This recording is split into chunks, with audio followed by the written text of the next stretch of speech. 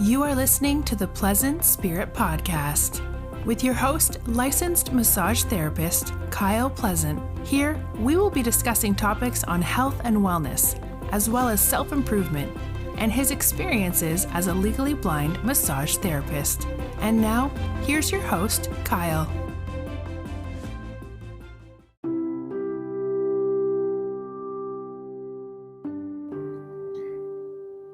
Hello, and welcome to Pleasant Spirit Podcast. Of course, I'm your host, Kyle Pleasant, and today we are going to talk about the frequently asked questions I get during massages.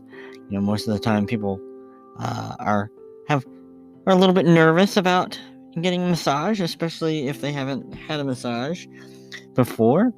And we covered a little bit about what to expect on another podcast, but now I would like to kind of expand on that subject and offer some deeper information about certain questions that people have about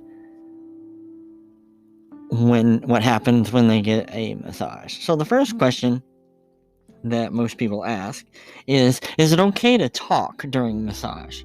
Now, of course, it's always okay to talk, but statistically, most people would prefer not to talk and just kind of lay there and enjoy the massage. And it definitely allows you to kind of be in your body a little bit more if you don't, and kind of engage that parasympathetic response a little bit quicker.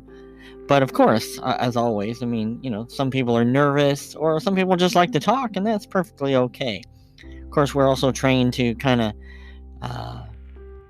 not as therapists not to talk very much, so I usually just kind of let the client lead in that. But I usually don't start out with any kind of conversation other than how are you feeling and that kind of stuff. And then also how's the pressure, or how you're feeling during the middle of massage. Of course, that doesn't discount any sort of feedback that you might have during the massage. Feedback is very important to let me know if the pressure is good, or if you're feeling a little bit uncomfortable, like you're a little bit too hot, or you're a little bit too cold, or heck, you don't like the music, or whatever. So feedback is very important, and I'll definitely cover that on another podcast a little bit more in depth of how important feedback is, because of course this is your time, so you want to maximize the most enjoyment and benefit from your session. So the second question is as well, what if I snore or drool or fart or get a little bit excited during a massage? Well, of course, the first thing is that there's no need to be embarrassed, because all those things are pretty normal. Most people, whenever they're laying face down, get a little bit congested whenever their face is in the cradle, and might have allergies or something like that. So, and then whenever they, sleep, then they snore, and that's perfectly normal. And, whenever your body is in a relaxed state, you have the tendency to, let your body go, and sometimes that can be, gassy. Occasionally you might have an emotional response. Like, I've had clients that, have laughed or even, cried a little bit, because there's an emotional component to getting a massage too. So anyone you work with, they're gonna be professional, and having those kind of situations happen during massage is perfectly normal. So there's no reason to feel embarrassed or self-conscious about those kind of things, because they're expected during a relaxed state of being. So another one is, should I get completely undressed while I'm having a massage? Well, that's entirely up to you. I usually say undress to your level of comfort. So whatever that translates to you is the way that it happens. I've had clients that, are perfectly fine being naked under the sheet, and then there's some that, I've massaged somebody in a hoodie before. It's just whatever the comfort level is for the client is what I'm going to work with. Of course, working skin to skin is a lot easier than working through a a cloth. I prefer working table massage over chair massages, corporate massages where they, are sitting in a chair fully clothed. So it's a lot easier on the hands whenever you can use some gliding motions rather than just straight compression. But again, it's up to everybody. Most people are comfortable in their underwear, and of course, your modesty is protected because you're under the sheet, and the only areas that are undraped are the parts that you're working on at that particular time. So, let's see. So, should a massage hurt? Well, that's kind of hard to answer for some people because a lot of people like deep tissue massage, and so they like to have a little bit of hurt so good kind of feeling, and then there's other people that are very sensitive. So, even in the smallest amount of pressure can be a little bit painful, especially if you're working in the area that you're coming in to see me for, and it's really painful to the touch. So the rule of thumb is that there's a difference between like a good pain, soreness, and deep pain. So whenever you're, when I'm working in a particular area, if it feels a little tender, that's okay. But there's a certain level that whenever you apply too much pressure and cause too much pain, the body has a protection to it, and it tenses that muscle area up to protect itself. It's called a guarding response. And so when the muscle tenses up, then it's very hard to get any kind of therapeutic treatment to the person if that guarding response is activated.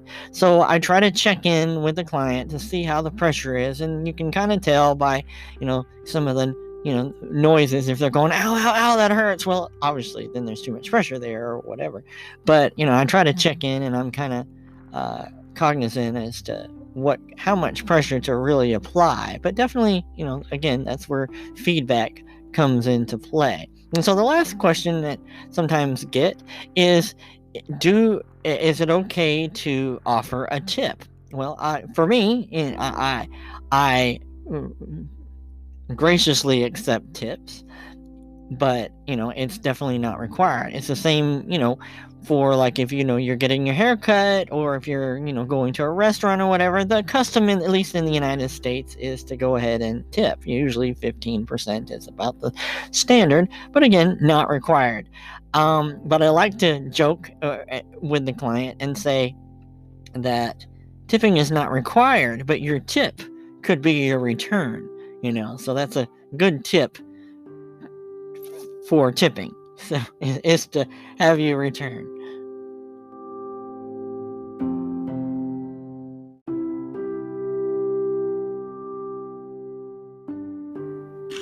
When I started my massage career, it was in Texas. So I went to school in Texas, and then I did like an internship or what have you in the same clinic. One thing that I noticed, one thing in being in Texas that I noticed is that a lot of people preferred female therapists. Now, I don't know if it was just the region or the conservative nature of the state or whatever, but that's just something that I noticed when it made it hard for me to be a therapist, because most people would come in to the clinic, they would say I would like a female rather than a male therapist. So I was happy whenever I moved to Portland and live in a more progressive environment, and I didn't see that quite as much. But I did want it to address the gender preference issue. Of course, I understand that it's pretty intimidating if you're visiting somebody for the first time and that you've never seen them before, you don't know anything about them, and you're going into their little back room, and then it can be intimidating, because you're asked to undress and lay down on a table and let somebody touch you for an hour. So it's definitely understandable for some people to be a little bit apprehensive about that. So I definitely get that. I did want to note that regardless of the profession, if you're, whether you're going to a doctor or a lawyer or having a contractor, you definitely want to make sure that the person is going to be professional and that they're going to meet your needs. You want to make sure that they're skilled and then they're going to treat you with respect. And I think that just goes along with any platform, any profession, massage or otherwise. And so that's just something, that you should keep in mind whenever you're choosing somebody to provide a service for you.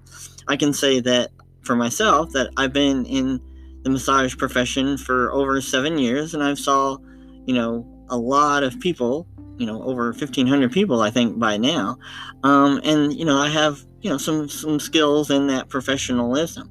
But if there's still that concern, if you're still on the fence, I would definitely encourage you to give me a call or even come by and let me introduce myself and, give you a tour of the studio that I work in or whatever, just to help ease ease any concerns that you might have. Because the last thing I want anyone to feel is anxious or nervous about getting a massage, because if you're laying on the table and you're nervous and you're anxious, it definitely hinders that therapeutic process.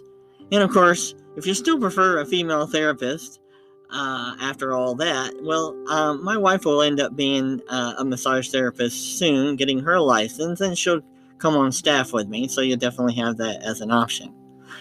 So that's going to wrap up this episode of Pleasant Spirit Podcast. I hope that something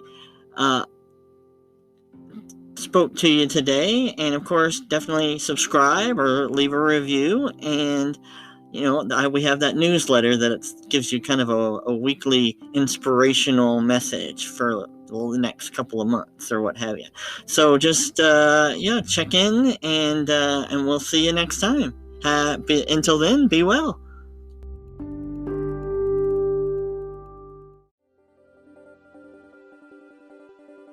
Thank you for listening to the Pleasant Spirit Podcast. We hope you found today's show informative. Please take a moment to write a review. And if you want to reach out or have show ideas, you can email at podcast@pleasantspirit.com. You can also visit his website at pleasantspirit.com. If you are in the Portland, Oregon area, you can schedule a massage or one of his coaching services at pleasanttouchmassage.com.